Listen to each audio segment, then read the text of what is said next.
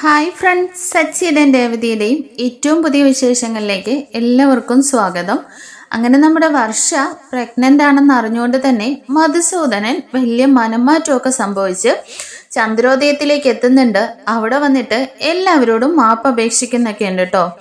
മധുസൂദനന്റെ ഈ പെട്ടെന്നുള്ള മാറ്റം നമ്മുടെ സച്ചിക്കും രേവതിക്കും അത്ര വിശ്വാസമാവുന്നില്ലെങ്കിലും പിന്നീട് മറ്റെല്ലാവരും മധുസൂദനനെ അന്ധമായിട്ടങ്ങ് വിശ്വസിക്കുന്നുണ്ട്. അങ്ങനെ നമ്മുടെ മധുസൂദനനാണെങ്കിൽ വലിയൊരു ആക്സിഡന്റ് സംഭവിക്കുന്നുണ്ട്. ഇതിനു പിന്നില് സച്ചിയാണെന്നും പറഞ്ഞ് വർഷ സച്ചിയോടും രേവതിയോടും ഭയങ്കര പ്രശ്നമൊക്കെ ഉണ്ടാക്കുന്നുണ്ട്. അതിനെതിരെ ശ്രീകാന്തിനോടും പൊട്ടിത്തെറിക്കുന്നുണ്ട് കേട്ടോ. അങ്ങനെ നമ്മുടെ വർഷ ചന്ദ്രോദയത്തിൽ നിന്ന് പിണങ്ങി ഇറങ്ങുകയും വർഷയുടെ കുഞ്ഞിനെ ഇല്ലാതാകുകയും ചെയ്യുന്ന ഒരു കിടിലൻ എപ്പിസോഡാണ് പറയാൻ പോകുന്നത്. അപ്പോൾ എപ്പിസോഡ് ഫുള്ളായിട്ട് വാച്ച് ചെയ്യണം. അത് മാത്രമല്ല, നമ്മുടെ ശ്രുതി പുതിയ കുതന്ത്രങ്ങളുമായിട്ട് ചന്ദ്രോദയത്തിലേക്ക് കയറുന്നുമുണ്ട്. അപ്പോൾ ആ വിശേഷങ്ങളാണ് നമ്മൾ പറയാൻ പോകുന്നത്. എപ്പിസോഡ് എല്ലാവരും ലൈക്ക് ചെയ്ത് ഹൈപ്പ് ചെയ്തും സബ്സ്ക്രൈബ് ചെയ്തും സപ്പോർട്ട് ചെയ്യണേ. അങ്ങനെ വർഷ പ്രഗ്നൻ്റ് ആണെന്നറിഞ്ഞ മധുസൂദനൻ മനസ്സിലെ എല്ലാ വിദ്വേഷങ്ങളും മാറ്റിവെച്ചെന്ന് പറഞ്ഞിട്ട് മഹിമയോട് പോലും പൊട്ടിത്തെറിച്ചിട്ടാണ് കേട്ടോ അവിടെ നിന്ന് ഇറങ്ങുന്നത്. മഹിമേ, നീ ഒരിക്കലും ഒരു കുത്തിത്തിരിപ്പുമായിട്ട് ഇനി അങ്ങോട്ടേക്ക് പോവണ്ട. എന്തായാലും ഞാൻ ചന്ദ്രോദയത്തിലേക്ക് പോവാണ് എൻ്റെ മോളെ കാണാൻ, എൻ്റെ മോളുടെ സന്തോഷമുള്ള മുഖം കാണാൻ എന്നൊക്കെ പറഞ്ഞിട്ട് മധുസൂദനൻ നേരെ ചന്ദ്രോദയത്തിൽ എത്തുന്നുണ്ട്. അവിടെ ചെല്ലുമ്പോൾ തന്നെ രവി ആദ്യം തന്നെ മധുസൂദനനെ കാണുമ്പോൾ തന്നെ പണ്ട് അപമാനിച്ചതും വർഷയും ശ്രീകാന്തും കൂടി വിവാഹം കഴിച്ചതിനെ പറ്റിയുള്ള രവിയെ പറഞ്ഞതെല്ലാം ആ ഒരു നിമിഷം ഓർത്തെടുക്കുന്നുണ്ട്. എങ്കിൽ കൂടിയും മധുസൂദനൻ വീണ്ടും ഞാൻ അകത്തേക്ക് കയറി വന്നോട്ടെ എന്ന് ചോദിച്ച് ഉള്ളിലേക്ക് വരികയാണ്. മധുസൂദനെ കണ്ടതും സച്ചി വന്നിട്ട് ഭയങ്കരമായിട്ട് റിയാക്ട് ചെയ്യുന്നുണ്ടെങ്കിലും അതിനൊന്നും തന്നെ മധുസൂദനൻ പൊട്ടിത്തെറിക്കാതെ എല്ലാവരുമായിട്ട് മാപ്പ് ചോദിക്കുകയാണ് കേട്ടോ. എന്തായാലും ഇനി എൻ്റെ ഏറ്റവും നല്ല ബെസ്റ്റ് ഫ്രണ്ട് എന്നും എൻ്റെ മോള് കണ്ടെത്തിയ ചോയ്സ് ഞാൻ ഒരിക്കലും കുറ്റപ്പെടുത്തില്ല.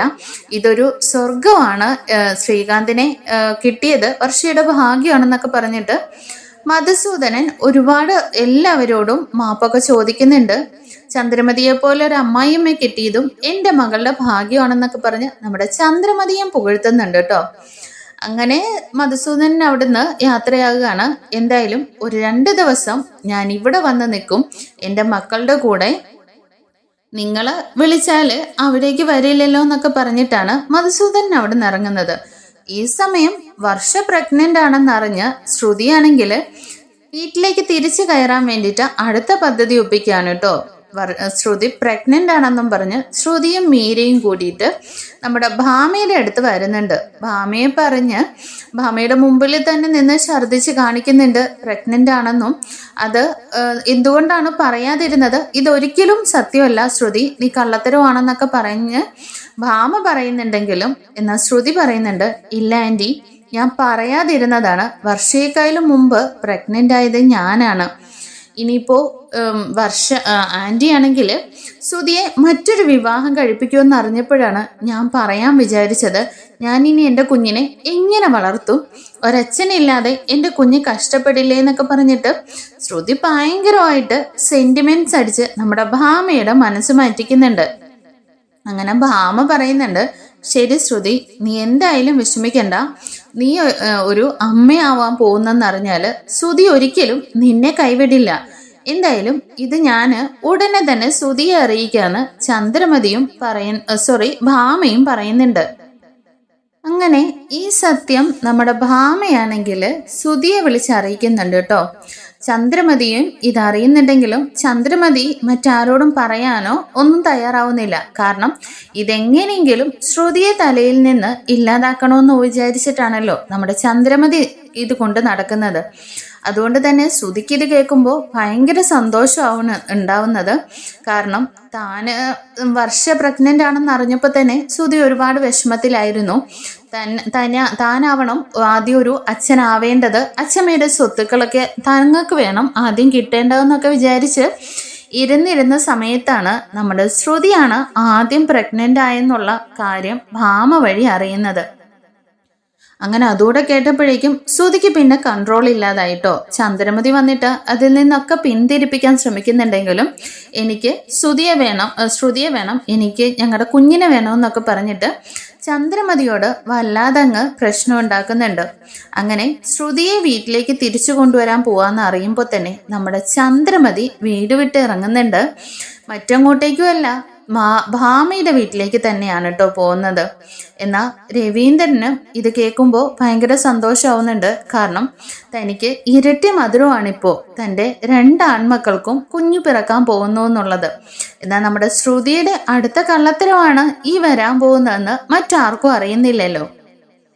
എന്നാൽ സച്ചി രേവതിയോട് പറയുന്നുണ്ട്, രേവതി ഇതിനകത്തും എന്തൊക്കെയോ കള്ളത്തരങ്ങളുണ്ടെന്നാണ് എനിക്ക് തോന്നുന്നത്. ഒന്ന് പോ സച്ചിയേട്ടാ, ഇതൊക്കെ ആരെങ്കിലും കള്ളത്തരങ്ങൾ പറയുമോ? അതൊന്നുമല്ല രേവതി, ആ പൗഡറേട്ടത്തിയെ ഇവിടേക്ക് നുഴഞ്ഞു കയറാൻ വേണ്ടിയിട്ട് എന്തൊക്കെയോ ഒപ്പിക്കുന്നതാണ്. അല്ലെങ്കിൽ ഇത്രയും നാളും പ്രഗ്നന്റ് ആവാതിരുന്ന ആള് വർഷ പ്രഗ്നന്റ് ആണെന്ന് അറിഞ്ഞപ്പോൾ പെട്ടെന്ന് എങ്ങനെയാ പ്രഗ്നന്റ് ആയത് ചോദിക്കുന്നുണ്ട്. എന്നാ രേവതി പറയുന്നുണ്ട്, സച്ചിയേട്ടാ അതൊന്നും നമ്മളൊന്നും പറയണ്ട. എന്തായാലും സച്ചിയേട്ടൻ്റെ ഏട്ടൻ ശ്രുതിയെ ഈ വീട്ടിലേക്ക് വരണമെന്ന് ആഗ്രഹിക്കുന്നുണ്ട്. അപ്പോൾ അതല്ലേ വേണ്ടതെന്ന് പറയുന്നുണ്ട്. എന്നാ സച്ചി പറയുന്നുണ്ട്, എന്തൊക്കെ ഇനി കാട്ടിക്കൂട്ടാൻ പോകുന്നതെന്ന് കാത്തിരുന്ന് കാണാം. പിന്നെ സ്വത്തില്ലാതെ വരുന്ന നമ്മുടെ പാർലറേട്ടത്തിയെ അമ്മ എങ്ങനെയാണ് സ്വീകരിക്കാൻ പോകുന്നതെന്ന് നമുക്കറിയാലോ. എന്നാലും സച്ചിയേട്ടാ, അമ്മ ഇപ്പോൾ വീട്ടിൽ നിന്ന് പോയല്ലോ. ഈ വീട്ടിൽ ഇപ്പം എല്ലാവരും സന്തോഷിക്കേണ്ട സമയമാണ്. ഈ നിമിഷം ഇങ്ങനെ ആയതിൽ എനിക്ക് ഒരുപാട് വിഷമമാവുന്നെന്നൊക്കെ രേവതി പറയുന്നുണ്ട്. എന്നാ സച്ചി പറയുന്നുണ്ട്, രേവതി എനിക്ക് മനസ്സിലാവുന്നുണ്ട് അച്ഛനും ഇപ്പോൾ ഒരുപാട് വിഷമത്തിലാണെന്ന്. എന്നാൽ ഇതിനെല്ലാം പരിഹാരമായിട്ട് ഒരേ ഒരു മാർഗമുള്ളൂ, നമ്മുടെ അച്ഛമ്മ എത്തുക എന്നുള്ളത്. അച്ഛമ്മ വന്നു കഴിഞ്ഞാൽ പിന്നെ ഇവിടുത്തെ പ്രശ്നങ്ങളെല്ലാം സോൾവ് ആവുമെന്ന് പറയുകയാണേ. അങ്ങനെ സച്ചിയും രേവതിയും കൂടിയിട്ട് രവീന്ദ്രനോട് പോയി സംസാരിക്കുമ്പോൾ രവീന്ദ്രനും പറയുന്നുണ്ട്, ശരിയാണ്, അമ്മ വന്നാൽ ഇവിടെയുള്ള എല്ലാ പ്രശ്നങ്ങൾക്കും പരിഹാരമാവും. എന്നാൽ ഞാൻ പോയി കൂട്ടിയിട്ട് വരാമെന്ന് പറയുന്നുണ്ട്. അയ്യോ അച്ഛൻ എന്തിനാ പോകുന്നേ, ഞാൻ തന്നെ പോയിട്ട് അച്ഛമ്മയെ കൂട്ടിയിട്ട് വരാമെന്ന് സച്ചി പറയുന്നുണ്ടെങ്കിലും രവീന്ദ്രൻ അതിന് സമ്മതിക്കുന്നില്ല കേട്ടോ. അതിൻ്റെ ഒന്നും ആവശ്യമില്ല, നീ ഇപ്പോൾ ഇവിടുത്തെ കാര്യങ്ങളൊക്കെ നോക്ക്, ഞാൻ പോയി അമ്മയെ കൂട്ടിയിട്ട് വരാമെന്നും പറഞ്ഞാണ് രവീന്ദ്രൻ പോകുന്നത്. ഇങ്ങനെ രവീന്ദ്രൻ പോയിട്ട് നമ്മുടെ അച്ഛമ്മയും കൂട്ടി തിരികെ എത്തുന്നുണ്ട്. ഈ സമയം നമ്മുടെ രേവതിയാണെങ്കിൽ വിഭവസമൃദ്ധമായ സദ്യയൊക്കെയാണ് കേട്ടോ ഒരുക്കുന്നത്. അപ്പോൾ സച്ചി ചോദിക്കുന്നുണ്ട്, എന്താ രേവതി ഇന്ന് ഇത്ര വലിയ സന്തോഷമൊന്നേ? അതെ, അച്ഛമ്മ വരുമല്ലേ, തന്നെയല്ല വർഷയ്ക്ക് ഇഷ്ടമുള്ള ഭക്ഷണങ്ങളൊക്കെ ഞാനാ ഇപ്പോൾ ഉണ്ടാക്കി കൊടുക്കുന്നത്. അവൾക്ക് വോമിറ്റിംഗ് ഒക്കെ കാണും. ഇപ്പോൾ അവൾ കഴിക്കുന്ന ഭക്ഷണത്തിനൊക്കെ അടിസ്ഥാനമാക്കിയിരിക്കും ഇനി ജനിക്കാൻ പോകുന്ന കുഞ്ഞിൻ്റെ വളർച്ചയൊക്കെ. അപ്പോൾ അതെല്ലാം ഞാൻ തന്നെ നോക്കണ്ടേന്നൊക്കെ പറഞ്ഞിട്ട് ഭയങ്കര സന്തോഷത്തോടു കൂടിയാണ് കേട്ടോ രേവതി അതൊക്കെ ചെയ്യുന്നത്. ഇത് കാണുമ്പോൾ നമ്മുടെ സച്ചിക്കും ഭയങ്കര സന്തോഷമാവുന്നുണ്ട്. കാരണം വർഷ പ്രഗ്നൻ്റ് ആണെന്ന് അറിഞ്ഞപ്പോൾ തന്നെ ഇത്രയധികം സന്തോഷിക്കുന്ന രേവതി സ്വന്തമായിട്ട് പ്രഗ്നൻ്റ് ആണെന്ന് അറിയുമ്പോൾ എത്രത്തോളം സന്തോഷിക്കുന്നുണ്ടാവുമെന്ന് ഓർക്കുന്നുണ്ട് നമ്മുടെ സച്ചി. അങ്ങനെ അച്ഛമ്മയും കൂട്ടി രവി വരുമ്പോൾ തന്നെ രേവതിയാണ് കേട്ടോ ആദ്യം ഓടിപ്പോയിട്ട് അച്ഛമ്മയ്ക്ക് വെള്ളമൊക്കെ എടുത്തുകൊണ്ട് കൊടുക്കുന്നുണ്ട്, വിശേഷങ്ങളൊക്കെ ചോദിക്കുന്നുണ്ട്. ഭയങ്കര സന്തോഷത്തോടു കൂടി ഇരിക്കുന്ന രേവതിയും സച്ചിയും നോക്കിയിട്ട് അച്ഛമ്മ ചോദിക്കുന്നുണ്ട്, സുധി എവിടെയെന്നേ. അപ്പോഴേക്കും സുധി ഇറങ്ങി വരുന്നുണ്ട്. എന്നാൽ അച്ഛമ്മ ചോദിക്കുന്നുണ്ട്, നിന്റെ ഭാര്യ എവിടെയെന്നേ. അത് അമ്മേ അച്ഛനെല്ലാം പറഞ്ഞില്ലേ അച്ഛമ്മ, ഇപ്പോൾ അവളിവിടെ ഇല്ലയെന്ന് പറയുകയാണേ. അല്ല നിന്റെ അമ്മ എവിടെയെന്ന് ചോദിക്കുന്ന സമയത്താണ് സച്ചി പറയുന്നത്, അതെ ഇവന്റെ ഭാര്യ വന്ന അച്ഛൻ്റെ ഭാര്യ ഇവിടെ കാണില്ല, അതാണ് ഇപ്പോഴത്തെ റൂളെന്നേ. അപ്പോഴേക്കും അച്ഛമ്മ ചോദിക്കുന്നുണ്ട്, എന്തൊക്കെയാണ് ഇവിടെ നടക്കുന്നതെന്നേ. അപ്പോഴേക്കും രവി പറയുന്നുണ്ട്, അമ്മേ ഞാൻ എല്ലാ കാര്യങ്ങളും പറഞ്ഞില്ലേ. അതെ എന്തായാലും സുധി നിന്റെ ഭാര്യയെ ഇപ്പം തന്നെ വിളിക്കുന്നു പറയുന്നുണ്ട്. കുറേ നേരം സുധി മിണ്ടാതിരിക്കുന്നുണ്ടെങ്കിലും അതെ നീ താലി കെട്ടിക്കൊണ്ടുവന്ന നിന്നെ വിശ്വസിച്ച് ഇറങ്ങി വന്ന പെണ്ണാണ് അവളെ മര്യാദയ്ക്ക് ഇവിടെ വിളിച്ചു വരുത്തിക്കോ. പിന്നെ ഇപ്പം നീ ഒരു അച്ഛനാവാൻ പോകുന്നു കൂടി അറിഞ്ഞിട്ട് അവളെ ഇങ്ങനെ വല്ലവരുടെയും വീട്ടിൽ നിർത്തിയിരിക്കുന്നത് ശരിയാണോ എന്നൊക്കെ ചോദിച്ച് അച്ഛമ്മ വഴക്ക് പറയുന്നുണ്ട്. അങ്ങനെ ശ്രുതി മനസ്സോട് കൂടിയിട്ട് ശ്രുതിയെ ഫോൺ വിളിച്ച് വരുത്തുന്നുണ്ട് കേട്ടോ. ഫോൺ എടുക്കുമ്പോൾ തന്നെ നമ്മുടെ ശ്രുതി ഒരു കണ്ടീഷൻ പറയുന്നുണ്ട്, ഞാൻ വരാം, പക്ഷെ ആൻറ്റി എന്നെ ഉപദ്രവിക്കാൻ പാടില്ലെന്നൊരു കണ്ടീഷനാണ് വെക്കുന്നത്. അങ്ങനെ ശ്രുതി ഇങ്ങനെ മിണ്ടാതിരിക്കുന്നുണ്ടെങ്കിലും അപ്പോൾ തന്നെ അച്ഛമ്മയുടെ കയ്യിലാണ് നമ്മുടെ ശ്രുതി ഫോൺ കൊണ്ട് കൊടുക്കുന്നത്. കണ്ടീഷൻ പറയുന്ന കേൾക്കുമ്പോൾ എല്ലാവരും ആദ്യമൊന്ന് ഷോക്കാവുന്നുണ്ടെങ്കിലും അച്ഛമ്മ പറയുന്നുണ്ട് ശരി വരാൻ പറയുന്നേ. അങ്ങനെ ശ്രുതി പറയുന്നുണ്ട് അതെ അച്ഛമ്മ നോക്കിക്കോളും, നിന്നെ അമ്മ ഒന്നും ചെയ്യില്ല എന്ന് പറയാണ് കേട്ടോ. അപ്പോഴും ശ്രുതിക്ക് വല്ലാത്തൊരു അമർഷം ആവുന്നുണ്ട്. കാരണം അപ്പോഴും തന്നെ ഒന്ന് സേഫ് ആക്കാനായിട്ട് ശ്രുതി ശ്രമിക്കുന്നില്ലെന്ന് ഓർത്തിട്ട്. ഈ സമയം രവിയെ കൊണ്ട് തന്നെ അച്ഛമ്മ ചന്ദ്രമതിയെ വിളിച്ചു വരുത്തുന്നുണ്ട് കേട്ടോ.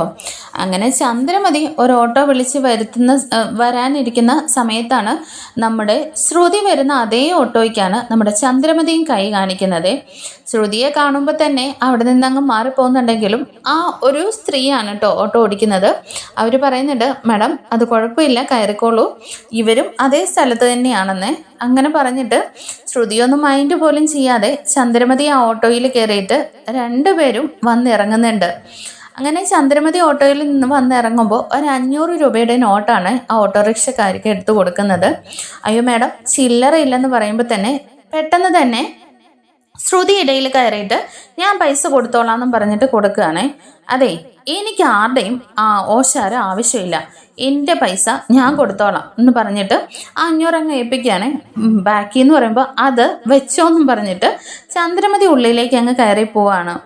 അങ്ങനെ ഓട്ടോക്കാരി പെട്ടെന്ന് തന്നെ ശ്രുതിയോട് ചോദിക്കുന്നുണ്ട് അല്ല മാഡം നിങ്ങളുടെ അമ്മായിയമ്മയാണോ അതേന്നെ?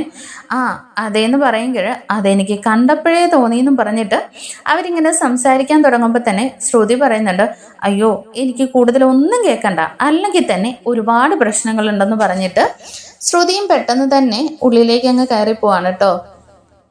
അങ്ങനെ എല്ലാവരും ഹാളിൽ തന്നെ വർഷയും ശ്രീകാന്തും സുധിയും അച്ഛമ്മയും സച്ചിൻ രേവതി എല്ലാവരും ഇങ്ങനെ നിൽക്കുകയാണല്ലോ. അപ്പോഴേക്കും ചന്ദ്രമതി ഉള്ളിലേക്ക് കയറി വരുന്നുണ്ട്. അച്ഛമ്മയെ കണ്ടതും ചന്ദ്രമതി ചോദിക്കുന്നുണ്ട് അമ്മയോ, അമ്മ എപ്പോൾ എത്തി എന്താന്നൊക്കെ ചോദിക്കുന്നുണ്ട്. അപ്പോഴേക്കും അച്ഛമ്മ പറയുന്നുണ്ട് അല്ലേ തന്നെ ഇവിടെ നല്ല വിശേഷങ്ങളൊക്കെയാണല്ലോ നടക്കുന്നത്, ഇതറിഞ്ഞ ഞാനെങ്ങനെയാ വരാതിരിക്കുക, അല്ല നീ എവിടെയായിരുന്നു എന്ന് ചോദിക്കുകയാണേ. അപ്പോഴേക്കും ചന്ദ്രമതി മിണ്ടാതങ്ങി ഇരിക്കുന്നുണ്ട് കേട്ടോ. നീ ഇവിടുള്ളവരോട് പിണങ്ങി നിന്റെ കൂട്ടുകാരിയുടെ വീട്ടിലാണല്ലോ ഇപ്പൊ താമസം അല്ലേ? മക്കൾക്ക് നല്ല മാതൃകയാണ് ചന്ദ്രൻ നീ കാണിച്ചു കൊടുക്കുന്നതെന്ന് പറയുന്നുണ്ട്. അപ്പോഴേക്കും ചന്ദ്രമതി ഇങ്ങനെ മിണ്ടാതിരിക്കുമ്പോൾ തന്നെ ശ്രുതിയും പുറകെ ഇങ്ങനെ കയറി വരുന്നുണ്ട്. അമ്മയും ശ്രുതിയും ഒരുമിച്ചാണോ വന്നതെന്ന് രേവതി ചോദിക്കുന്നുണ്ട് കേട്ടോ. അപ്പോഴേക്കും ചന്ദ്രമതി ദേഷ്യപ്പെട്ട് രേവതി ഒരു നോട്ടം നോക്കുന്നുണ്ട്. ശ്രുതി വീട്ടിലേക്ക് കയറി വന്നതും ചന്ദ്രമതി ദേഷ്യത്തോടു കൂടി ഓടി അങ്ങ് ചെല്ലുകയാണ് കേട്ടോ. നിന്നോടാരടി എൻ്റെ വീട്ടിൽ കയറാൻ പറഞ്ഞത്? ഇറങ്ങടി, ഇപ്പം മര്യാദയ്ക്ക് ഇവിടെ നിന്ന് ഇറങ്ങിപ്പോക്കോന്നും പറഞ്ഞിട്ട് ശ്രുതിയുടെ നേരെ ചെല്ലുക. അപ്പോഴേക്കും അച്ഛമ്മ പറയുന്നുണ്ട് ചന്ദ്രൻ നീ കൂടുതൽ ഒച്ച വയ്ക്കണ്ട, ഇത് നിന്റെ മകന്റെ ഭാര്യയാണ്, അവൻ വിളിച്ചിട്ടാണ് ഇവളിവിടേക്ക് വന്നതെന്നേ. അത് കേൾക്കുമ്പോഴേക്ക് ചന്ദ്രമതി പെട്ടെന്ന് പറയുന്നുണ്ട് അതെ ഇതെന്റെ വീടാണ്, എൻ്റെ മകന്റെ കൂടെ ആര് ജീവിക്കണമെന്ന് തീരുമാനിക്കുന്നത് ഞാനാണെന്നേ. അപ്പോഴേക്കും അച്ഛമ്മ പറയുന്നുണ്ട് ഇപ്പൊ കാര്യങ്ങളൊക്കെ തീരുമാനിക്കുന്നത് ഞാനാണ്, ആദ്യം നീ മിണ്ടാതിരിക്കെന്നും പറഞ്ഞിട്ട് ആദ്യം തന്നെ ചന്ദ്രമതിയുടെ വായങ്ങ് അടപ്പിക്കുന്നുണ്ട്. അതിനുശേഷം നടന്ന കാര്യങ്ങളൊക്കെ വെച്ചിട്ട് ശ്രുതിയോട് ചോദിക്കുന്നുണ്ട് എന്താണ് നീ ഇവിടെ സംഭവിച്ചത്, എന്തിനാണ് നീ ഇത്രയും കള്ളത്തരങ്ങളൊക്കെ പറഞ്ഞതെന്നേ. അപ്പോഴേക്ക് രവിയും പറയുന്നുണ്ട് അതെ അമ്മേ, അതാണ് ആദ്യം ഇവിടെ അറിയേണ്ടത്, എന്തിനൊരു കുടുംബത്തെ മൊത്തം കബളിപ്പിച്ച് ഇവൾ ഇത്രയും കള്ളത്തരങ്ങൾ പറഞ്ഞു, അതാണ് ചന്ദ്രയ്ക്കും സഹിക്കാൻ വയ്യാതായി പോയെന്നേ. അങ്ങനെ ശ്രുതി തൻ്റെ അടുത്ത ഒരു സ്റ്റോറി അങ്ങ് പുറത്തേക്ക് ഇറക്കുകയാണ് കേട്ടോ. മറ്റൊന്നുമല്ല, ശ്രുതി അങ്ങ് കരയാണ്. എൻ്റെ അച്ഛൻ വലിയ കോടീശ്വരനായിരുന്നു, പക്ഷെ അച്ഛന് മറ്റൊരു സ്ത്രീയുമായിട്ട് ബന്ധമുണ്ടായിരുന്നു എൻ്റെ ചെറുപ്പത്തിലെ തന്നെ. പിന്നെ മദ്യപിക്കുകയും ചീട്ടുകളിയും ഒക്കെ ആയിരുന്നത് കൊണ്ട് തന്നെ എൻ്റെ അമ്മയും ഞാനും അവിടെ നിന്ന് ഇറങ്ങുകയാണ് ചെയ്തത്, അമ്മയോട് ചെയ്ത ആ വലിയ ചതിക്ക്. അങ്ങനെ എൻ്റെ അമ്മ നെഞ്ചുപൊട്ടി അച്ഛൻ ചെയ്ത ക്രൂരതയ്ക്ക് ഓർത്ത് നെഞ്ചുപൊട്ടി മരിച്ചുപോയി എന്ന് പറയുകയാണ്. എന്നിട്ട് ശ്രുതി അങ്ങ് കരയാണ്. അങ്ങനെ കരയുമ്പോൾ തന്നെ അതുകൊണ്ടാണ് ഞാൻ അങ്ങനെ ഇവിടെയാണ് ഈ നാട്ടിൽ വളർന്ന് ഞാനൊരു ബ്യൂട്ടീഷ്യൻ കോഴ്സിന് ചേർന്നു. അങ്ങനെയാണ് ഞാൻ ഈ നാട്ടിൽ മീര മാത്രമാണ് എനിക്ക് അറിവുണ്ടായിരുന്നത്. ആ സമയത്ത് സുധിയെ കണ്ടതും എനിക്ക് സുധിയോട് സ്നേഹം തോന്നി. എന്നാൽ പിന്നീടാണ് നമ്മുടെ ഭാമ ആൻറ്റിയുടെ വീട്ടിൽ മസാജ് ചെയ്യാൻ വന്ന സമയത്ത് ചന്ദ്രമതിയെ പരിചയപ്പെട്ടതെന്നും ചന്ദ്രമതിയുടെ സംസാരത്തിൽ നിന്നാണ് സുധി ചന്ദ്രയുടെ മകനാണെന്നും തിരിച്ചറിഞ്ഞത്. എന്നാൽ ചന്ദ്രമതി വലിയൊരു പണക്കാരിയെ കൊണ്ടാണ് സുധിയെ വിവാഹം കഴിപ്പിക്കാൻ ആലോചിച്ചതെന്ന് ഞാൻ മനസ്സിലാക്കി. അങ്ങനെ മറ്റൊരു നിവൃത്തിയില്ലാതെ സുധിയോടുള്ള സ്നേഹം കൊണ്ടും സുധിയുടെ കൂടെ ജീവിക്കാനുള്ള ആഗ്രഹം കൊണ്ടും മാത്രമാണ് താന് ഒരു മലേഷ്യക്കാരിയാണെന്നും പണക്കാരിയാണെന്നും കള്ളത്തരം പറഞ്ഞത്, അല്ലാതെ മറ്റൊന്നും ആയിരുന്നില്ല എന്നൊക്കെ പറഞ്ഞിട്ട് വീണ്ടും അങ്ങ് കരയാണ് കേട്ടോ. അപ്പോഴേക്ക് ചന്ദ്രമതി നേരെ അങ്ങ് അടുക്കുന്നുണ്ട്. എടി, ഇത്രയും കള്ളത്തരങ്ങളെല്ലാം പറഞ്ഞിട്ട് നീ പിന്നെയും എന്തിനാടി വായെടുത്ത് പൊളിക്കുന്നതെന്നൊക്കെ പറഞ്ഞിട്ട് എല്ലാവരും ചോദിക്കുകയാണ്. നീ ആരെങ്കിലും നിന്നോട് എന്തിനാണ് പണക്കാരിയാണെന്ന് പറഞ്ഞതെന്നൊക്കെ ചോദിക്കുന്ന സമയത്ത് വീണ്ടും പറയുന്നുണ്ട്, ഞാൻ കല്യാണത്തിന് മുമ്പും പറയണമെന്ന് വിചാരിച്ചതാണ്. എന്നാൽ ആൻറ്റി എന്നെ കാണുമ്പോഴെല്ലാം എൻ്റെ മലേഷ്യയിലെ അച്ഛനെക്കുറിച്ചും എൻ്റെ സ്വത്തിനെക്കുറിച്ചും മാത്രമാണ് ചോദിച്ചിരുന്നത്. എങ്ങനെയെങ്കിലും സത്യം പറഞ്ഞാൽ എനിക്ക് സുധിയുടെ കൂടെ ഞാൻ ആഗ്രഹിച്ചതുപോലെ ജീവിക്കാൻ കഴിഞ്ഞില്ലെങ്കിലോ എന്ന് കരുതിയിട്ടാണെന്നൊക്കെ പറഞ്ഞിട്ട് ശ്രുതി അങ്ങ് കരയുന്നുണ്ട്. ഈ സമയം അച്ഛമ്മയും രവിയും മുഖത്തോട് മുഖം നോക്കുകയാണ് കേട്ടോ. കാരണം ഇതിനകത്ത് മറ്റൊന്നുമില്ല, സുധിയുടെ കൂടെ ജീവിക്കാൻ വേണ്ടിയിട്ടാണല്ലോ എന്നേ. അപ്പോഴേക്കും ശ്രീകാന്ത് ചോദിക്കുന്നുണ്ട്, അല്ല പൗഡർ ഏട്ടത്തിയുടെ അച്ഛൻ ജീവിച്ചിരിപ്പുണ്ടെന്നല്ലേ പറഞ്ഞതെന്നേ. അത് കേൾക്കുമ്പോഴേക്കും ചന്ദ്രമതിക്കും ഭയങ്കര സന്തോഷമാണ് പെട്ടെന്ന്. കാരണം അച്ഛൻ പണക്കാരനാണെന്നാണ്. അതേടി, നിന്റെ അച്ഛൻ ഇപ്പൊ എവിടെയാണെന്നേ? അതെനിക്ക് അറിയില്ല. അച്ഛൻ എൻ്റെ അമ്മയോട് അത്രയും ദുഷ്ടതരം കാണിച്ചത് കൊണ്ട് തന്നെ ഞാൻ ചെറിയ പ്രായത്തിൽ തന്നെ അച്ഛനുമായിട്ട് യാതൊരു കോണ്ടാക്റ്റും ഇല്ലായിരുന്നു. പിന്നീട് അച്ഛൻ മരണപ്പെട്ടു എന്ന് അറിഞ്ഞു എന്ന് പറയാനേ. ഇതോടെ കേൾക്കുമ്പോൾ ചന്ദ്രമതിക്ക് ഒന്നുകൂടി അങ്ങ് ദേഷ്യം വരികയാണ്. അപ്പോഴേക്ക് സച്ചി പറയുന്നുണ്ട്, ഓ അവിടവും പോയി, ഒരു പണക്കാരന് അച്ഛൻ്റെ കെയർ ഓഫിലെങ്കിലും ഇനി പിടിച്ചു പറ്റാന്ന് വിചാരിച്ചപ്പോൾ അതും നഷ്ടപ്പെട്ടല്ലോ എന്നേ. അങ്ങനെ രേവതി പറയുന്നുണ്ട്, സച്ചിയേട്ട ഒന്നും മിണ്ടാതിരിക്കാനേ. അങ്ങനെ അച്ഛമ്മ വീണ്ടും സംസാരിച്ച് കാര്യങ്ങൾ ചോദിക്കുന്ന സമയത്താണ് ശ്രുതി പറയുന്നത്, ഞാൻ ഒരിക്കലും പണമൊന്നും കൊണ്ടുവന്നിട്ടില്ലെങ്കിലും നിങ്ങളുടെ മകനെ ഞാൻ വന്നതിൽ പിന്നെയാണ് നല്ലൊരു നിലയിലെത്തിയെന്നേ. ഇത് കേൾക്കുമ്പോൾ ചന്ദ്രമതി വയ്ക്കുന്നുണ്ട്, ഞാനാണടി എൻ്റെ മകനെ പ്രസവിച്ച് ഇത്രയും വലിയ ആളാക്കിയത്, നീ എന്ത് ചെയ്തു എന്നാണെന്നേ. ആൻറ്റി, ഞാൻ വരുമ്പോൾ സുധി ഒരു ജോലിക്കും പോകുന്നില്ലായിരുന്നു. സുധി ആഗ്രഹിച്ചതുപോലെ ഒരു വലിയ ബിസിനസ്മാൻ ആക്കിയത് ഞാനാണെന്ന് പറയണേ. അപ്പോൾ സച്ചി ഇടയിൽ കയറി പറയുന്നുണ്ട്, ആ ശരിയാ, എൻ്റെ അച്ഛൻ്റെ പണം കൊണ്ടെന്നേ. അപ്പോഴേക്ക് ശ്രീകാന്ത് ചോദിക്കുന്നുണ്ട്, അല്ല അപ്പോൾ അച്ഛൻ മരിച്ചു എന്ന് പറഞ്ഞിട്ട് ഏട്ടത്തിക്ക് എവിടെ നിന്നാണ് ഇടയ്ക്കിടയ്ക്ക് ഈ ക്യാഷ് കിട്ടുന്നതെന്നേ. അപ്പോൾ ബിസിനസ് അവൻ അച്ഛൻ്റെ പണം കൊണ്ടാണെങ്കിലും അതിനിടയിൽ ഒരുപാട് ലോസ് ഒക്കെ സംഭവിച്ചു. ആ ക്യാഷ് എല്ലാം ഞാനാണ് കൊടുത്തതെന്ന് ശ്രുതി പറയുന്നുണ്ട്. അപ്പോൾ അച്ഛൻ മരിച്ചെങ്കിൽ പിന്നെ നിനക്ക് എവിടുന്നാ ക്യാഷ് എന്ന് ചോദിക്കുന്ന സമയത്താണ് ഞാൻ എൻ്റെ പാർലർ വിറ്റു എന്ന് പറയുന്നത്. ഇത് കേൾക്കുമ്പോൾ ചന്ദ്രമതി അങ്ങ് ഒന്നുകൂടെ ഷോക്കായി പോവാണ് കേട്ടോ. എന്ത്, പാർലർ വിറ്റെന്നോ? അതെ, ഞാൻ ശ്രുതിയുടെ കടം വീട്ടാൻ വേണ്ടിയിട്ട് ഞാൻ വിറ്റു. ഒരു വർഷമായി എന്ന് പറയാനേ. ഇത് കേൾക്കുമ്പോഴേക്കും അച്ഛമ്മയും അങ്ങ് ഞെട്ടിപ്പോവാണ് കേട്ടോ. അപ്പോൾ രവി പറയുന്നുണ്ട്, പാർലർ വിറ്റ കാര്യം 1 വർഷം മുന്നേ ഞാൻ അറിഞ്ഞിരുന്നു എന്നേ. അപ്പോഴേക്കും എന്ത്, നിങ്ങൾ അറിഞ്ഞിരുന്നു എന്നൊന്ന് ചോദിച്ചിട്ട് ചന്ദ്രമതി അങ്ങ് ചെല്ലുന്നുണ്ട്. അതെ, ഈ കാര്യം സച്ചി അറിഞ്ഞിട്ട് നേരത്തെ തന്നെ എന്നോട് വന്ന് പറഞ്ഞതാണ്. എന്നാൽ എന്തെങ്കിലും ഒരു കാര്യം അതിൻ്റെ പിന്നിലുണ്ടാവും. അതുകൊണ്ട് കുടുംബത്തിലൊരു പ്രശ്നം വേണ്ടെന്ന് കരുതിയിട്ടാണ് സച്ചിയോട് ആരോടും പറയണ്ടെന്ന് ഞാൻ പറഞ്ഞതെന്ന് രവി പറയുന്നുണ്ട്. ഇത് കേൾക്കുമ്പോൾ രേവതിയും ചോക്കാവാണ് കേട്ടോ. എന്നിട്ട് സച്ചിയേട്ടൻ എന്നോട് പറഞ്ഞതേ ഇല്ലല്ലോ. അതെ, അച്ഛനല്ലേ എന്നോട് പറയണ്ടെന്ന് പറഞ്ഞത്. അച്ഛൻ ചെയ്യണ്ടെന്ന് പറഞ്ഞ എന്തെങ്കിലും ഒരു കാര്യം ഞാൻ ചെയ്യുമോ രേവതി എന്ന് ചോദിക്കുന്നുണ്ടേ. അപ്പോൾ രേവതി അങ്ങ് മുഖം വല്ലാതെ അങ്ങ് കാണിക്കുന്നുണ്ട് കേട്ടോ. എന്നാൽ ചന്ദ്രമതി വീണ്ടും ചോദിക്കുന്നുണ്ട്, ഓഹോ, അപ്പോൾ നിങ്ങളും കൂടി ചേർന്നിട്ടാണല്ലേ എന്നെ ഇത്രയും നാൾ കബളിപ്പിച്ചതെന്നേ. അപ്പോഴേക്കും ശ്രുതിയുടെ അടുത്തേക്ക് എന്നിട്ട് അച്ഛമ്മ പറയുന്നുണ്ട്, കേട്ടില്ലേ, നിന്റെ അമ്മായിയമ്മയാണെങ്കിൽ നിന്റെ പണവും സ്വത്തും മാത്രമാണ് ആഗ്രഹിച്ചത്. എന്നാൽ എൻ്റെ മകൻ നിന്റെ കള്ളത്തരങ്ങൾ അറിഞ്ഞിരുന്നിട്ട് പോലും കുടുംബത്തിലെ സന്തോഷം നിലനിൽക്കാൻ വേണ്ടിയിട്ട് അവനത് മറച്ചു എന്ന് പറയുകയാണേ. അങ്ങനെ ചന്ദ്രമതിയാണെങ്കിൽ വീണ്ടും ചെന്നിട്ട് ശ്രുതിയെ ഇങ്ങനെ അടിക്കുകയാണ് കേട്ടോ. നീ ഇനി എത്രയൊക്കെ കള്ളത്തരങ്ങൾ മറച്ചു വെച്ചിട്ടുണ്ടടി, കണ്ടോ? അപ്പോൾ നിന്റെ അച്ഛൻ മരിച്ചെന്നും പറഞ്ഞിട്ട് നീ ഇവിടെ കിടന്നിട്ട് എന്തോ ഒരു ആക്ഷൻ ആയിരുന്നു, തല കറങ്ങി വീഴുന്നു നിനക്ക്. ഇപ്പോൾ എന്തെങ്കിലും ഒരു അവാർഡ് കിട്ടുന്നുണ്ടായിരുന്നെങ്കിൽ അത് നിനക്ക് തന്നെ കിട്ടിയനെ, അതും നാഷണൽ അവാർഡ് തന്നെ കിട്ടിയനെ.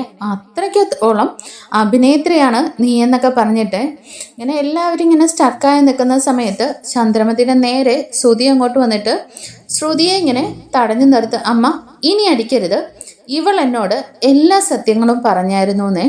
ഇത് കേൾക്കുമ്പോൾ എല്ലാവരും ഞെട്ടിപ്പോവാണ്. ഇപ്പോഴേക്ക് രവി ചോദിക്കുന്നുണ്ട്, ശ്രുതി നീ എന്താ പറഞ്ഞത്? അതെ, ഇവൾ എന്നോട് ശ്രുതി എന്നോട് എല്ലാ കാര്യങ്ങളും പറഞ്ഞത് തന്നെയായിരുന്നു എന്നേ. അച്ഛമ്മയും ചോദിക്കുന്നുണ്ട്, എന്നിട്ട് ഇവിടെ ഇത്രയും നേരം ഞങ്ങളെല്ലാം ചോദ്യം ചോദിച്ചിട്ടും നീ എന്തുകൊണ്ടാണ് പറയാതിരുന്നതെന്നേ? ഞാൻ അമ്മയെ ഓർത്ത് പേടിച്ചിട്ടാണ് ഇതൊന്നും പറയാതിരുന്നത്. എനിക്ക് എല്ലാ സത്യങ്ങളും അറിയായിരുന്നു. ഇവളെ ഇനി അടിക്കരുതെന്നും പറഞ്ഞിട്ട് ശ്രുതി അങ്ങ് ദേഷ്യപ്പെടുകയാണ് കേട്ടോ. കാരണം ശ്രുതിയെ ഇനി തനിക്ക് കൈവിട്ട് കളയാൻ പറ്റില്ല, മറ്റാരും ഇനി ഒന്നും ചെയ്യണ്ടെന്ന് ശ്രുതി പറയുന്നുണ്ട്. അപ്പൊ തന്നെ നമ്മുടെ ചന്ദ്രമതിയുടെ പത്തി അങ്ങ് താഴ്ത്തി വീഴുന്നുണ്ട്. കാരണം ശ്രുതി മാത്രമാണ് ചന്ദ്രമതിയുടെ മനസ്സിലുണ്ടായിരുന്നത്. തന്നെ ഒരിക്കലും തള്ളി പറയില്ലെന്ന് കരുതിയിരുന്ന മകൻ തന്നെ നമ്മുടെ ചന്ദ്രമതിയെ തള്ളി പറഞ്ഞല്ലോ. അങ്ങനെ അച്ഛമ്മ പറയുന്നുണ്ട്, കേട്ടല്ലോ, സ്വന്തം ഭർത്താവ് അറിഞ്ഞുകൊണ്ട് തന്നെയാണ് അവൾ ഇതെല്ലാം ചെയ്തു കൂട്ടിയെന്ന്. പിന്നെ നമുക്കൊക്കെ ഇതിനകത്ത് എന്താണ് കാര്യം? ദേ ചന്ദ്രേ, നിന്റെ അത്യാർത്ഥി മൂലമാണ് ഇത്രയും കള്ളത്തരങ്ങൾ ഇവള് പറയേണ്ടി വന്നത്.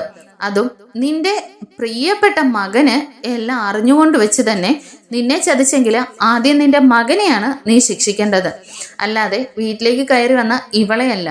ഇനി ഇവിടെ എല്ലാം പ്രശ്നങ്ങളും അവസാനിപ്പിച്ചേര് അവനവൻ്റെ ഭാര്യയുടെ കൂടെ ജീവിച്ചോട്ടെ എന്ന് പറയുകയാണേ. അപ്പോഴേക്കും രവി പറയുന്നുണ്ട്, എന്നാലും ഈ കഴിഞ്ഞു പോയതെല്ലാം അവിടെ നിൽക്കട്ടെ, എല്ലാവരും ക്ഷമിച്ചെന്ന് വെക്കാം. ഇനി എന്തെങ്കിലും നീ മറയ്ക്കുന്നുണ്ടോ? ഇപ്പൊ പറഞ്ഞതെങ്കിലും സത്യമാണോ എന്ന് ചോദിക്കുന്നുണ്ടേ. അപ്പോഴേക്കും ശ്രുതി കുറേ നേരം ഇങ്ങനെ മിണ്ടാതെ അങ്ങ് നിൽക്കുകയാണ് കേട്ടോ. പെട്ടെന്ന് തന്നെ, കാരണം ഇപ്പൊ പറഞ്ഞിരിക്കുന്നതും കള്ളത്തരമാണല്ലോ. താൻ മറ്റൊരു വിവാഹം കഴിച്ചിട്ടുണ്ടെന്നോ ഒരു കുട്ടിയുണ്ടെന്നോ ഉള്ള കാര്യങ്ങളൊന്നും പുറത്തു വന്നിട്ടില്ല. തന്നെയല്ല, തൻ്റെ അച്ഛന് പുതിയൊരു സ്റ്റോറി ആയിട്ടാണ് വന്നിരുന്നത്. ശ്രുതിയുടെ ഉത്തരം ഒന്നും കിട്ടാതിരിക്കുമ്പോൾ എല്ലാവരും ഷോക്കായി നിൽക്കുകയാണ്, ശ്രുതി സഹിതം കേട്ടോ. കാരണം ശ്രുതിയെ അന്നേരം രക്ഷിക്കാൻ വേണ്ടിയിട്ട് തന്നോട് എല്ലാ സത്യങ്ങളും പറഞ്ഞതാണെന്ന് സമ്മതിക്കുകയും ചെയ്തു. ഇപ്പോൾ ഇനി എന്തെങ്കിലും കള്ളത്തരങ്ങൾ മറച്ചു വെച്ചിട്ടുണ്ടോ എന്ന് ചോദിക്കുമ്പോൾ മിണ്ടാതെ ഇരിക്കുകയാണല്ലോ. എന്നാൽ പെട്ടെന്ന് തന്നെ കുറച്ചു നേരം ആലോചിച്ചിട്ട് ശ്രുതി പറയുന്നുണ്ട്, ഇല്ല അങ്കിൾ, ഇനി ഞാനൊന്നും മറച്ചു വെച്ചിട്ടില്ല. ഇത്രയേ എൻ്റെ ജീവിതത്തിലുള്ളൂ, അതും ശ്രുതിയോട് കൂടെ ജീവിക്കാൻ വേണ്ടി മാത്രമുള്ള ആഗ്രഹം കൊണ്ടാണെന്ന്. അങ്ങനെ അച്ചമ്മയാണെങ്കിൽ രേവതിയെ കൊണ്ട് ഒരു കർപ്പൂര തട്ടെടുപ്പിക്കുന്നുണ്ട് കേട്ടോ. അതിനകത്ത് പിടിച്ച് സത്യം ചെയ്യിപ്പിക്കുന്നുണ്ട് ശ്രുതിയെ കൊണ്ട്. ഇനി ഒരിക്കലും ഒരു കള്ളത്തരം പറയില്ലെന്നും എല്ലാ കുടുംബത്തിൻ്റെ ഇത് അനുസരിച്ചിട്ട് എല്ലാവരോടും സ്നേഹത്തോടു കൂടി ജീവിച്ചോളാന്നും പറഞ്ഞിട്ട് ശ്രുതി അങ്ങനെ ആ കർപ്പൂര തട്ടിൽ തീയിൽ പിടിച്ചിട്ട് സത്യം ചെയ്യുന്നുണ്ട്. ഈ സമയവും എല്ലാവരും പെട്ടെന്ന് തന്നെ അങ്ങ് ശ്രുതിയെ വിശ്വസിക്കുകയാണ്. ചന്ദ്രമതി അന്നേരവും എതിർക്കാൻ ശ്രമിക്കുന്നുണ്ടെങ്കിലും അച്ചമ്മ പറയുന്നുണ്ട്, എല്ലാം നിന്റെ അത്യാഗ്രഹം കൊണ്ട് മാത്രമാണ് ചന്ദ്രൻ. നിനക്ക് 3 മക്കളുണ്ടെങ്കിൽ ആ 3 മക്കളെ നീ ഒരേ ത്രാസിൽ ഇതുവരെ കണ്ടിട്ടില്ല. നീ ആ 3 മക്കളെയും വേർതിരിച്ച് കണ്ടു. ആ മോൻ തന്നെ നിന്നെ ഇപ്പോൾ തള്ളിപ്പറഞ്ഞിരിക്കുന്നു. പിന്നെ വീട്ടിലേക്ക് വന്ന് കയറിയ മരുമക്കളെ സ്നേഹിച്ചത് നീ പണത്തിന്റെ അടിസ്ഥാനത്തിൽ മാത്രമാണ്. ഇപ്പോൾ പണമില്ലെന്നറിഞ്ഞപ്പോൾ ഇവളെ എടുത്തങ്ങ് വെളിയിൽ എറിഞ്ഞല്ലേ. എന്തായാലും ചന്ദ്രൻ, ഇതൊന്നും നിനക്കത്ര നല്ലതല്ല എന്ന് പറഞ്ഞിട്ട് അച്ചമ്മ ചന്ദ്രമതിക്കും നല്ലൊരു വാണിംഗ് തന്നെ കൊടുക്കുന്നുണ്ട്. അങ്ങനെ എല്ലാവരോടും പറഞ്ഞിട്ട് ശ്രുതിയോട് പറയുന്നുണ്ട്, ശരി, റൂമിൽ അകത്തേക്ക് കയറി പൊക്കോളാനെ. അങ്ങനെ ശ്രുതി തിരിഞ്ഞങ്ങോട്ട് നടക്കുന്ന സമയത്ത് നമ്മുടെ ശ്രുതിയുടെ എക്സ്പ്രഷൻ ആകെ അങ്ങ് മാറുകയാണ് കേട്ടോ. ഇത്രയും നേരം കരഞ്ഞ് കാല് പിടിച്ചുകൊണ്ടിരുന്ന ശ്രുതിയുടെ മുഖം പെട്ടെന്ന് അങ്ങ് ഭയങ്കര ഒരു വാശിയുടെ രൂപത്തിലേക്കാണ് മാറുന്നത്. അങ്ങനെ റൂമിലേക്ക് പോയി കഥ കടയ്ക്കുന്ന സമയത്ത് സച്ചിൻ രേവതിക്കും ശ്രുതിയുടെ ഈ മാറ്റം മനസ്സിലാവുന്നുണ്ട്. ഇത് ഇവിടം കൊണ്ടൊന്നും അവസാനിക്കുന്നില്ല, എന്തൊക്കെയോ പ്ലാനുകളും കള്ളത്തരങ്ങളും ഇനിയും പുറത്തു വരാനുണ്ടെന്നേ. അങ്ങനെ സച്ചിയുടെ രേവതിയുടെ മുഖത്തേക്ക് തന്നെ തുറപ്പിച്ചൊരു പരിഹാസ ചിരിയോടുകൂടിയാണ് നമ്മുടെ ശ്രുതി ആ ഡോർ അങ്ങ് ക്ലോസ് ചെയ്യുന്നത് കേട്ടോ. അങ്ങനെ പിന്നീടായിട്ട് നമ്മുടെ മധുസൂദനന് ഒരു ആക്സിഡൻറ്റ് സംഭവിക്കുന്നുണ്ട്. അങ്ങനെ ആക്സിഡൻറ്റ് സംഭവിച്ചിട്ട് ഹോസ്പിറ്റലിലായിരിക്കുന്ന മധുസൂദനൻ്റെ അടുത്തേക്ക് വർഷയും ശ്രീകാന്തും ഓടി വരുന്നുണ്ട് കേട്ടോ. എന്നാൽ മധുസൂദനൻ പറയുന്നത് കേൾക്കുമ്പോൾ ഞെട്ടിപ്പോവാണ്. കാരണം ഈ ആക്സിഡൻറ്റിന് പിന്നിൽ സച്ചിയാണെന്നാണ് നമ്മുടെ മധുസൂദനൻ മഹിമയും പറയുന്നത്. എന്നാൽ ഇതൊരിക്കലും നമ്മുടെ ശ്രീകാന്ത് വർഷയെ അംഗീകരിക്കുന്നില്ലെങ്കിലും വർഷ പറയുന്നുണ്ട്, അതെ, എൻ്റെ അച്ഛൻ എല്ലാവരോടും ക്ഷമ പറഞ്ഞ് മാപ്പ് പറഞ്ഞ് വീട്ടിൽ വന്നതാണ്. അന്നേരം സച്ചിയേട്ടൻ എൻ്റെ അച്ഛനെ അപമാനിച്ചു വിടാനാണ് ശ്രമിച്ചത്. സച്ചിയേട്ടൻ പണ്ടത്തെ കാര്യവും രേവതി ചേച്ചിയോടും അങ്കിളിനോടും ഒക്കെ ചെയ്തതിന് പ്രതികാരം തന്നെ വീട്ടിയതാ. എന്തായാലും ശ്രീകാന്തെ, എനിക്കിതൊരിക്കലും സഹിക്കാൻ പറ്റില്ലെന്നേ. എന്നാൽ ശ്രീകാന്ത് അതിനെതിരെയും വാദിക്കുന്നുണ്ട്, സച്ചിയേട്ടൻ ഒരിക്കലും അങ്ങനെ ചെയ്യില്ല എന്ന്. എന്നാൽ വർഷ അതിനെയൊന്നും ഞാനിനി ആ വീട്ടിലേക്കില്ല, എനിക്ക് എൻ്റെ അച്ഛനാണ് വലുത്, ശ്രീകാന്തിൻ്റെ അച്ഛനും ചേട്ടനും ഒക്കെയാണ് വലുതെങ്കിൽ എനിക്കും എൻ്റെ അച്ഛനാണ് വലുതെന്നൊക്കെ പറഞ്ഞിട്ട് വർഷയും ഭയങ്കര പ്രശ്നം ഉണ്ടാക്കുകയാണ് കേട്ടോ. കാരണം മറ്റൊന്നുമല്ല, എങ്ങനെയെങ്കിലും വർഷയെ പറഞ്ഞിട്ട് ശ്രീകാന്തിനെയും വർഷയും കൂടിയിട്ട് ഒരു കുഞ്ഞും കൂടെ ജനിക്കാൻ പോവാണല്ലോ, തൻ്റെ വീട്ടിൽ നിർത്താൻ വേണ്ടിയിട്ടുള്ള മധുസൂദനൻ്റെ പുതിയ ഐഡിയ ആണ്. അങ്ങനെ വർഷ പറയുന്ന സമയത്തും മധുസൂദനൻ പറയുന്നുണ്ട്, സാരമില്ല, സച്ചിക്ക് എന്നോടുള്ള എന്തെങ്കിലും ദേഷ്യം കൊണ്ടായിരിക്കും, എന്നാൽ നമുക്കതങ്ങ് ക്ഷമിച്ച് കളയാൻ മോളെ എന്നൊക്കെയാണ് പറയുന്നത്.